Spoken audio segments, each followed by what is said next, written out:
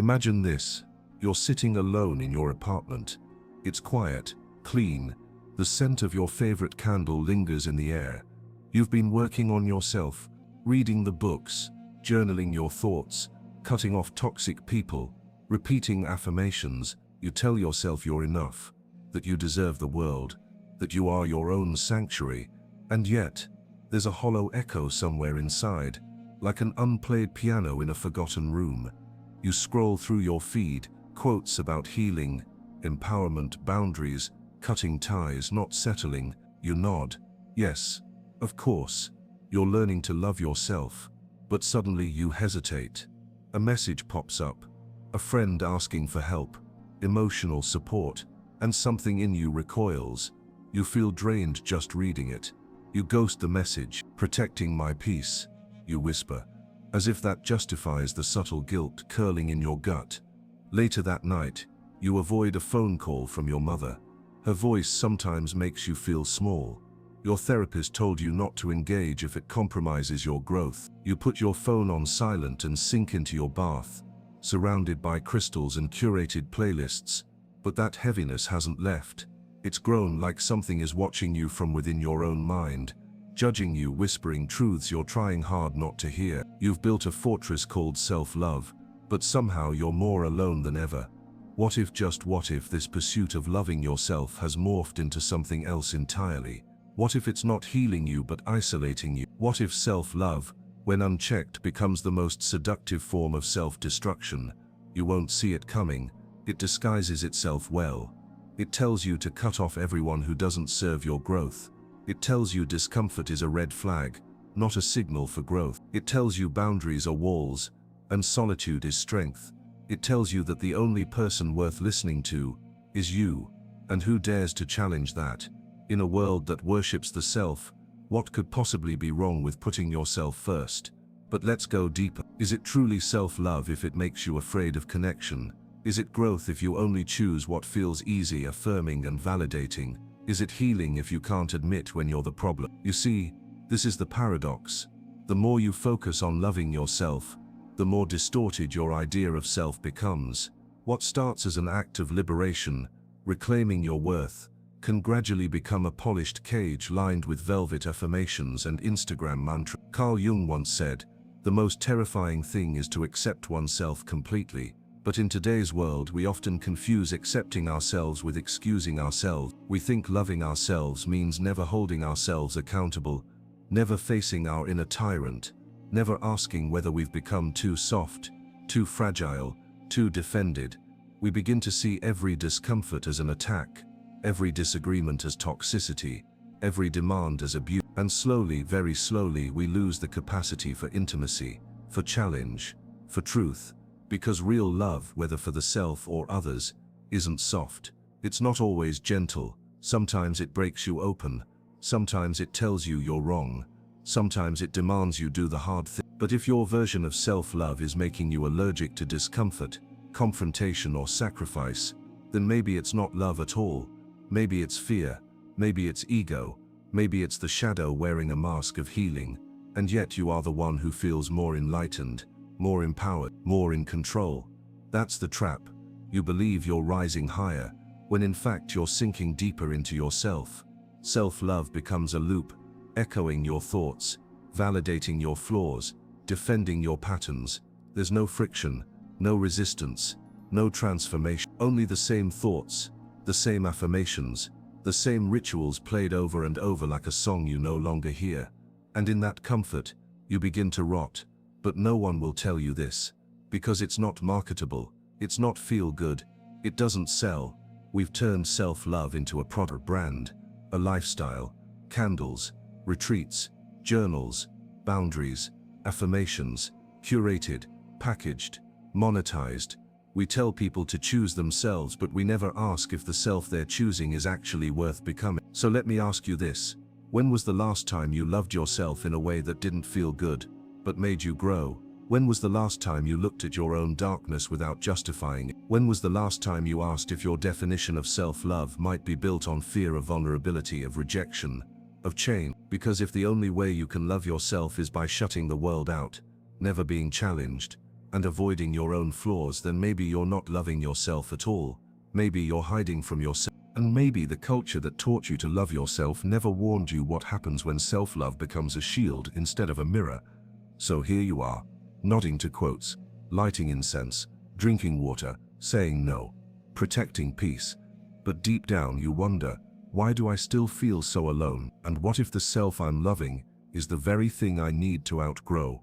There's a strange irony to the modern quest for self-love. We claim to seek freedom, yet we imprison ourselves in echo chambers of positivity. We claim to embrace authenticity, yet we curate every emotion into something palatable. We insist we're becoming whole, but all the while, we amputate every part of ourselves that feels too messy, too broken, to understand how we got here, how self-love, once a rare and radical act, became a seductive form of self-deception.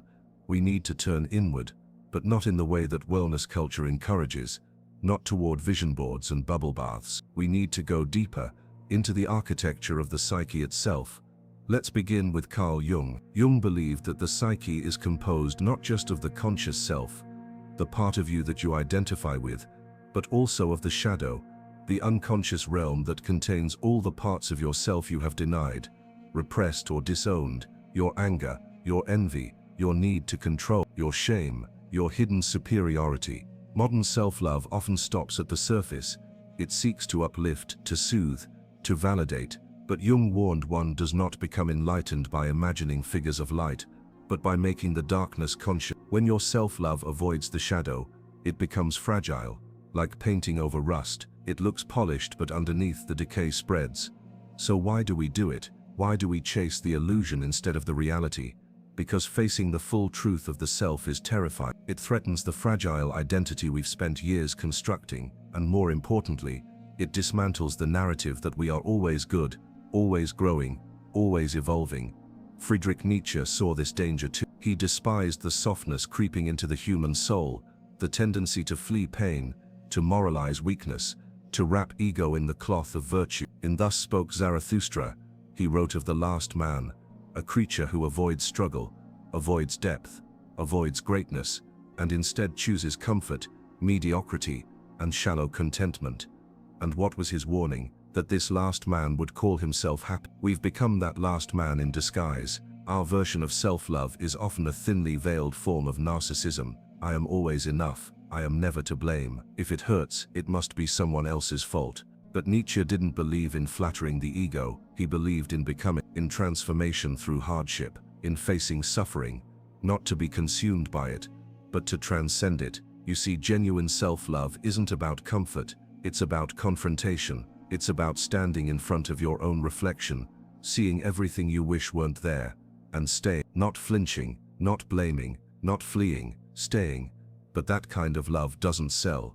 Instead, we're sold dopamine, affirmations that feel good, but cost nothing, boundaries that become brick walls, healing that means never being challenged again. Arthur Schopenhauer, the bleak philosopher of suffering, argued that the will, the driving force of human existence, is never satisfied. We are creatures of desire, and desire breeds suffering, so we seek escape. Some do it through substances, others through status, and many today do it through self-love. But is it really self-love if it becomes another distraction? We've replaced one addiction with another. Before we needed validation from others, now we crave it from ourselves. We want to believe we are whole, healed, invulnerable, but no one is invulnerable, and trying to be so only makes us more fragile. Gabor Maté, a modern voice in trauma and addiction, explains that much of what we call personality is actually a coping mechanism, a mask shaped by early pain. So if your version of self-love is just reinforcing that mask,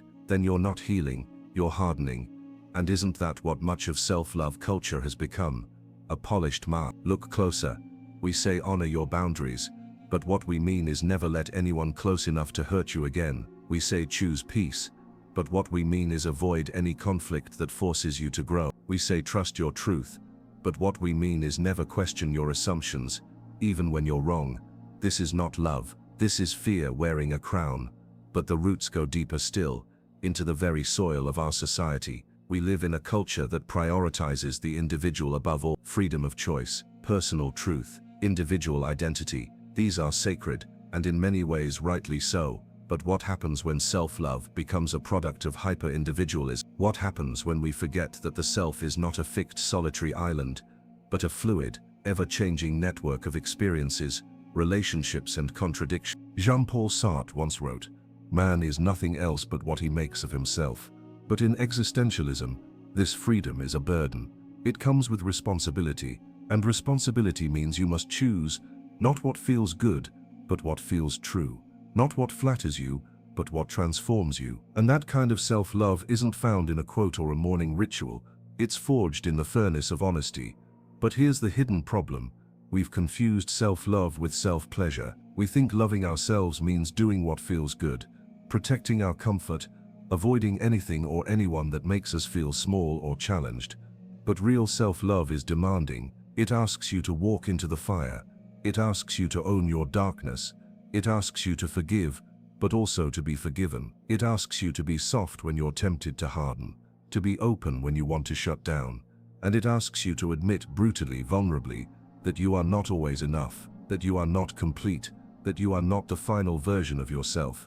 But instead of facing that, we retreat into curated quotes, into self-righteous solitude, into rituals that no longer mean anything, into silence disguised as peace, into numbness disguised as healing. And slowly the self we claim to love becomes a performance, a simulation, a persona. We don't realize it, but we're loving a mask, not a soul. And here lies the heart of the paradox. The more we cling to this hollow form of self-love, the more we distance ourselves from the truth of who we are. So ask yourself, are you loving yourself, or your illusion? Are you becoming more whole or more defending? Are you growing or hiding? Because if your version of self-love is making you less connected, less vulnerable, less accountable, then maybe it's not love at all. Maybe it's fear dressed in self-care, whispered through mantras, framed in gold on your wall. And fear has one goal: to keep you safe, even if it means keeping you small, even if it means keeping you alone. What happens to a soul that never allows itself to be pierced? What becomes of a person who treats discomfort as a toxin, truth as aggression, and solitude as salvation? At first, nothing obvious. You still wake up. You still work, smile, scroll, sleep. But beneath the surface, something begins to decay. Not loudly, not violently, but slowly, like a candle that's been burning too long in an airless room. This is the quiet devastation of self-love turned inward, endlessly inward, until the self becomes all you can see. You begin by protecting your peace. You end by fearing connection. You begin by honoring your needs. You end by serving only your desires. You begin by finding your voice. You end by silencing every voice but your own. The consequences are subtle, but they're everywhere. They show up in your relationships, those that fray or vanish, because you mistook vulnerability for violation. They show up in your goals, those you stop chasing because ambition feels like too much measure. They show up in your habits, those tiny rituals of escape you justify as self-care, even as they disconnect you further from the world. You say you're healing, but what if you're just retreating? Neuroscience tells us that the brain adapts to patterns. Repeated behaviors, especially those tied to dopamine, become habits. This includes emotional habits, the way you respond to stress, to pain, If you consistently choose what feels good over what is good, you slowly rewire yourself to avoid anything that threatens your comfort. This is why self-love, when misapplied, becomes dangerous. Because it rewards the short-term relief of avoidance. Because it praises disengagement as empowerment. Because it tells you to run when you should stay. And in time you begin to believe that growth itself is an act of violence. Cognitive biases feed the illusion. Confirmation bias ensures that you only absorb information that reinforces your worldview. They were toxic. I was right to walk away. I'm protecting myself. Meanwhile, the parts of you that may have contributed to the conflict, the ones begging to be examined, are buried under layers of certainty. Then there's the self-serving bias, the tendency to attribute success to your character and failure to circumstance. If something good happens, you think, I'm healing. If something bad happens, you say, it's because others don't understand me. The idea that you might be the cause of your own pain becomes unthinkable. Introspection is replaced by projection. And beneath all of this lies ego identity, the construct you build around who you believe yourself to be. Your identity becomes anchored to the idea that you are good, wise, evolving, unshakable. But the stronger this identity becomes, the more fragile you are when anything threatens. One criticism can feel like an attack. One failure can shatter your sense of self-worth, because you've built yourself not on depth, but on image. Social media accelerates this collapse. We perform our self-love now. We display our boundaries, our healing, our solitude. We quote Jung and Rumi, and pretend we've integrated our shadow, even while hiding from the most inconvenient truths of who we are. The algorithm rewards performance, not process. And so we begin to curate our inner lives for external approval. Ironically, in trying to love ourselves more, we become addicted to validation again, just through different means. The cost: alienation, disconnection, narcissism. But these don't arrive with fanfare. They creep in as subtle shifts. You start to feel that no one understands you. You find yourself avoiding deep conversations, too triggering, too heavy.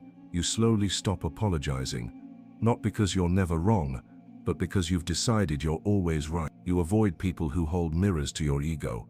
You call this peace, but it isn't peace, it's isolation. Jean-Paul Sartre once said, "Hell is other people," but what he really meant was that other people confront us with the parts of ourselves we want to avoid. They hold up a mirror we cannot control. And so when self-love becomes dogma, we remove those mirrors. We call it growth. We call it empowerment, but we are left staring only at ourselves. And what does the soul do when it sees only itself? It begins to starve. Because we are relational creatures, the psyche grows not in silence but in tension, not in affirmation, but in contradiction. You cannot fully know yourself without other people, without challenge, without friction. Even Carl Jung, champion of the inner world, warned of the danger of inflation, the psychological state where a person becomes so identified with a certain idea or archetype, like the healer or the awakened one, that they lose all humility. They no longer learn. They only Inflation is what happens when self-love becomes identity, and identity becomes armor. You can no longer change. You can no longer listen. You can no longer love, because love requires surrender, and this is the great tragedy. What began as an attempt to return to the self, to heal, to grow, to protect, ends in spiritual paralysis. You become stuck in a hall of mirrors, each one reflecting your curated self-image, none of them showing the raw, messy, flawed human underneath. The parts of you that crave correction, challenge, accountability, silenced. The parts of you that long to be seen in your imperfection, hidden. The people who might help you grow, removed. You begin to crave echo chambers, spaces where you are always right, always safe, always celebrate. But deep down, some part of you knows you're not growing anymore. You're just maintaining a persona. And worse, there's a gnawing loneliness that no ritual or affirmation can soothe, because you've mistaken self-love for self-protection. You've mistaken comfort for transformation. You've mistaken silence for peace. And in doing so, you've distanced yourself not just from others but from the most vital parts of yourself. The part that longs for challenge. The part that knows real growth is uncomfortable. The part that aches to be cracked open, not cod. So here's the question you must ask. If your self-love is leaving you more isolated, more fragile, more unwilling to be seen, what exactly are you loving? And what are you sacrificing to protect it? Because the cost of this illusion isn't just your relationships, it's your aliveness, your depth, your ability to truly evolve. Self-love that avoids truth becomes self-sabotage. Self-love that resists discomfort becomes self-imprisonment. And self-love that seeks only validation becomes self-worship. But worshipping yourself is not the same as becoming yourself, not even close. There comes a point when the echoes become unbearable, when the walls you've built to keep the world out begin to close in, when your affirmations no longer comfort you, and your carefully curated rituals feel hollow. When the idea of choosing yourself starts to sound less like a revolution and more like a retreat. That moment, however quiet, is sacred, because it marks the beginning of rebellion.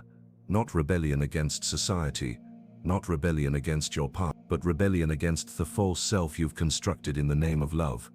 To break free, you must first break the mirror that reflects only your preferred image. The one you've polished with mantras and protected with boundary. The mirror that shows you what you want to see but not what you need to see.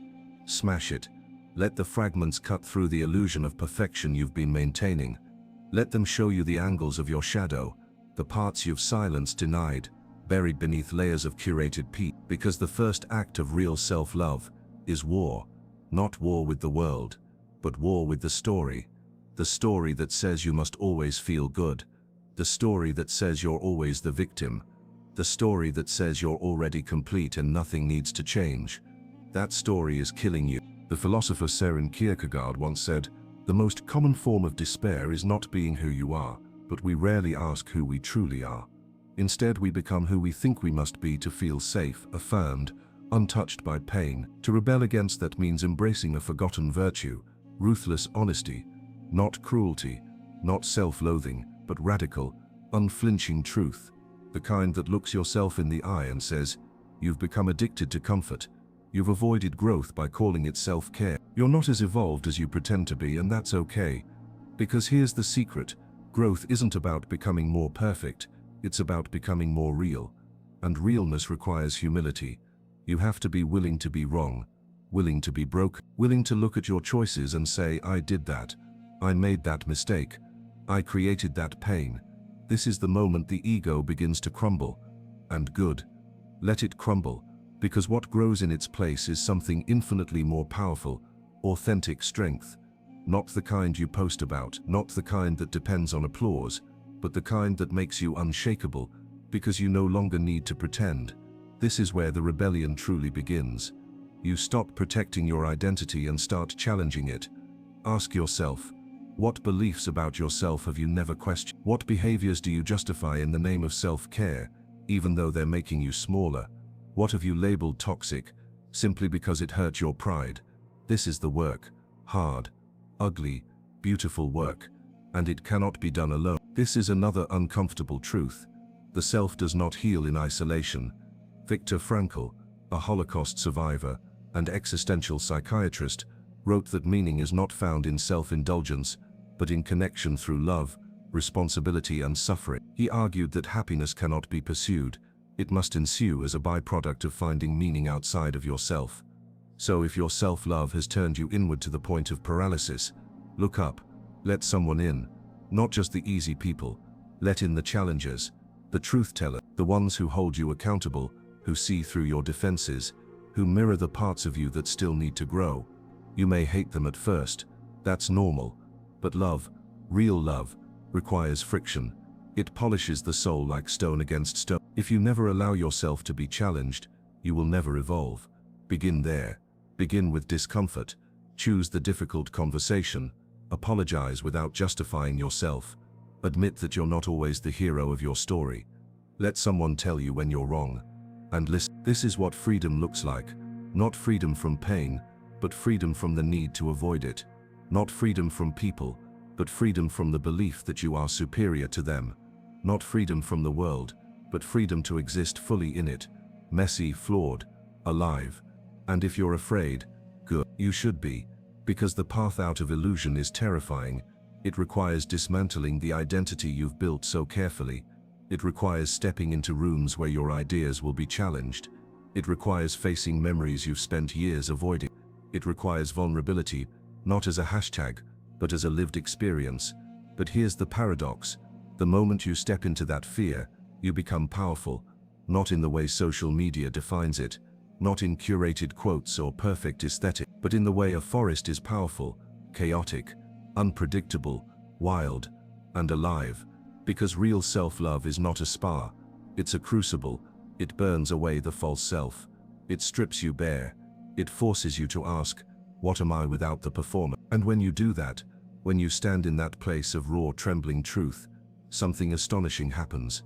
You begin to feel whole again, not because you've polished yourself into perfection, but because you've accepted that you never had to be perfect to be real, because you've stopped chasing an ideal and started becoming a human, flawed, soft, fierce, incomplete, growing.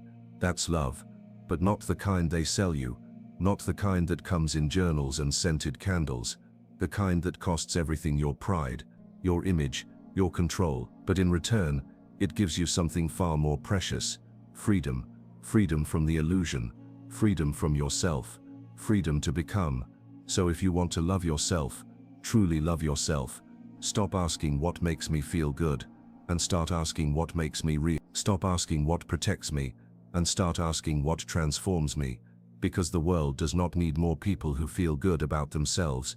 It needs people who are willing to become whole even if it breaks them first.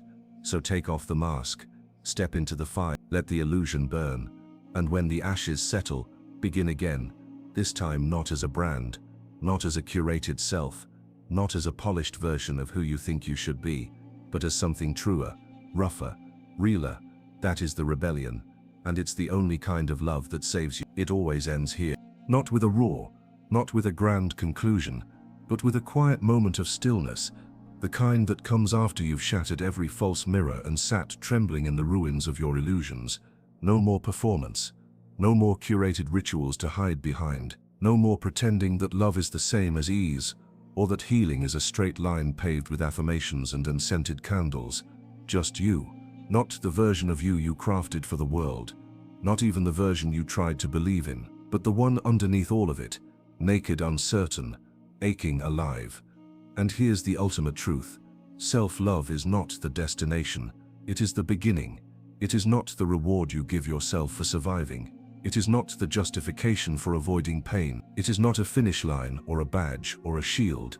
It is the first trembling step into reality. And reality, true, undistorted reality, is never neat. It does not always affirm you.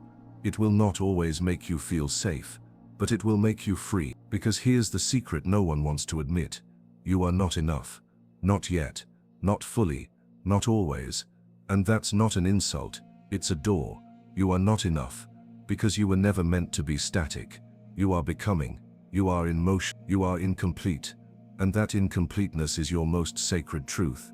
Carl Jung called it individuation, the process by which a person becomes whole, not by affirming a perfect self, but by integrating every broken, terrifying, ugly part of themselves, by looking the shadow in the eye and saying, you are mine too. Real self-love says, I can be wrong, I can be selfish, I can be cruel, insecure, blind, and still I am worthy of growth, not worthy of comfort, not worthy of avoidance, worthy of growth, of truth, of becoming something better than I was yesterday. But that only happens when you let go of the story that you are a final product, the story that your wounds are your identity, the story that if it hurts, it must be wrong, the story that love means protecting your ego at all costs. Throw it out. Because as long as you believe you are already whole, already enlightened, already healed, you will never become anything more. The ego doesn't want to hear this. The ego wants applause. It wants peace without tension, power without humility. It wants to wear self-love like a crown, and never admit that deep down it's terrified, terrified of being wrong, terrified of being seen, terrified of the truth, that becoming someone worth loving isn't a guarantee, it's a one you must make over and over, through pain, doubt, humility, and failure. Aldous Huxley once warned that modern man is conditioned to love his servitude, and in the same way we've been conditioned to love our illusions, to build beautiful cages and call them freedom. But you have a choice now. You can keep repeating the story, or you can break the cycle. You can choose a different kind of love. Not the kind that whispers you're perfect into your ear while you crumble quietly behind a curated smile, but the kind that sits beside you in the dark and says, you are not finished yet. You are not enough. But you can be, and I will walk with you. Because that voice, that's the real you.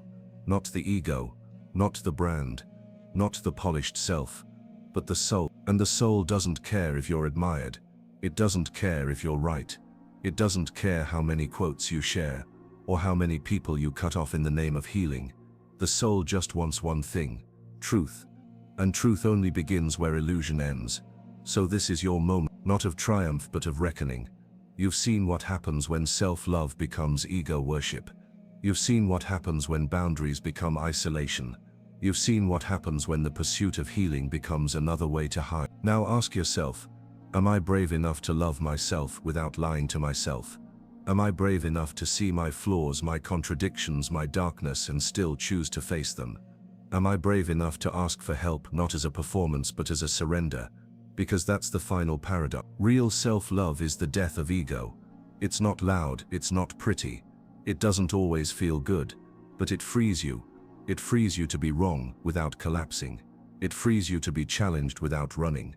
It frees you to grow without performing. It frees you to connect without needing control. It frees you to change, again and again, without shame. And when that happens, when you stop needing to be enough, and start choosing to become something miraculous unfolds, you begin to belong again, not to the curated version of yourself, not to a circle that agrees with you, but to the raw, aching, chaotic world that mirrors you back in all your beauty and your brokenness. You start to see others not as threats to your peace, but as invitations to evolve. You stop demanding perfection from yourself and others. You begin to live, not for validation, not for safety, but for truth. And truth is the only thing that can hold you through the storm. So let this be your final reflection. If the self you're loving never changes, it was never real to begin with. If your peace requires silence, it is not peace, it is paralysis. If your healing is measured by how little pain you feel, it is not healing, it is avoid. But if your love makes you softer, braver, more open to the rawness of being alive, then maybe, just maybe, it's finally real. So stop protecting yourself from yourself. Drop the shield, break the mirror, let the mask fall. And when all that remains is the messy, imperfect, beating center of who you are, start there. That's where love begins, and that's where you begin.